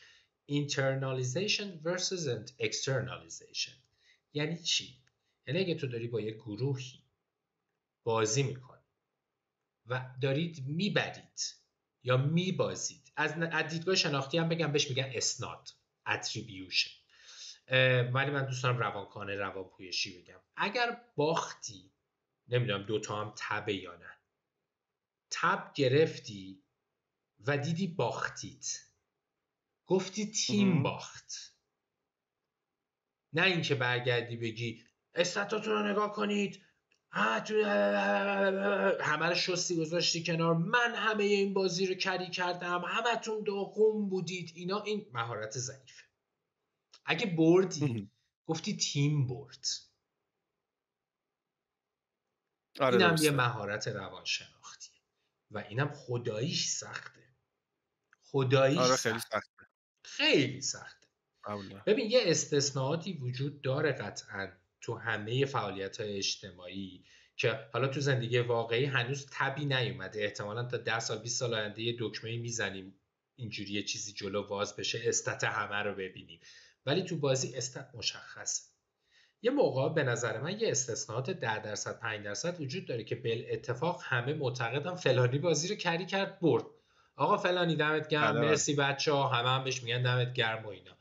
ولی اگر این مهارت رو داشتی که مسئولیت ها رو اینترنالایز کنی، نمیدونم باخت ها رو اکسترنالایز نکنی بر دوش بقیه رو فلیم نکنی، بپذیری که این بازی تیمی اتفاق افتاده، آقا تیم روبرو قوی تر بودن، ما پرفورمنسمون ضعیف تر بود و بازی رو بعد اگر شانسی آوردیم، آنلاکی شانسی بود. آوردیم، اسمرف بودن، مثلا خوردیم به یه تیم اسمرفی که کاملا مشخصه رنگشون از این خیلی بالاتر، گیم پلیشون مشخصه. این هم یه نکته مهم بود روانشناختی در بزرگسالیه. و به چه علت به این به ذهنم رسید اشاره کنم؟ چون زندگی واقعی هم همینه، تو خیلی راحت دقیقاً میتونی سیمولیشن زندگی واقعی همین. خیلی راحت میتونی تمام مسئولیت و مشکلات و بدبختی‌ها و همه چیزی که اتفاق افتاده رو از اول تا آخر عمرت بندازی گردن بقیه، پراجکت بکنی، فرافکنی بکنی، اکسترنالایز بکنی، یعنی از خودت اکسترنال بشه، بیرونی سازیش بکنی بر دوش و گردن بقیه. بندازی روی محیط پیرامونت دیگه. مامانم، بابام، همه. رفیقام، دوست دخترم، دوست پسرم، معلمای مدرسه‌مون، اساتید دانشگاهمون، انگار که بقیه در یک سیمولیشن دیگه بودن و فقط تو در این سیمولیشن بودی. من این جملات رو دارم با آگاهی به این میگم که ماها از کودکی در بزرگسالی در خرد جوامع‌های مختلفی بزرگ شدیم. یکی وضع پدر مادرش بهتر بوده، تحصیل کرده تر بودن، پولدارتر بودن، در مدارس بهتری بوده، ولی به هر حال با یه تعادلی، با این تفاوت‌های فردی، این که تو بتونی internalized ریسپانسیبل باشی نسبت به تصمیماتت، مسئولیتت. اصلا ببین در قدم اول اینو میگم، آقا خودم پذیرفتم بیام الان با این 4 نفر 5 نفر گیم بزنم، میتونستم نزنم، میتونستم سولو برم کیو کنم، آره میتونستم. میتونستم نزنم، نیازی به فلیم کردن بقیه نیست. اینم یه مهارت خفنیه که میشه در بازی آره. تقویتش کرد. نمیگم تنها راهشه، نریمانا، هزار شیوه و روش دیگه وجود داره، ولی به نظر من مثلا برای هر کسی هم ممکنه یه شیوهی جواب بده، یعنی 100% همینطوریه، فرد به فردم متفاوته، ولی کانسپت یکسانه بین هممون دیگه که چه بدون شکلیه. شک، بدون شک، اینم یه مهارته، آره. اینم یه چیزیه که میتونه در بازی اتفاق بیفته و واقعا تفاوت وجود داره بین آدم هایی که میتونن خودشون رو مدیریت کنن از لحاظ هیجانی، کمتر دیگران رو فلیم میکنن، و آدم‌هایی که نمیتونن. ببین یه ذره برعکسش هم هستا، مثلا چجوری؟ حالا برعکسش کمتره، ولی مثلا کسی که همش خودش رو فلیم میکنه. یعنی من دارم شاگردایی که مثلا میگن آقا من ازت یاد گرفتم که اگه میبازم تقصیر خودمه.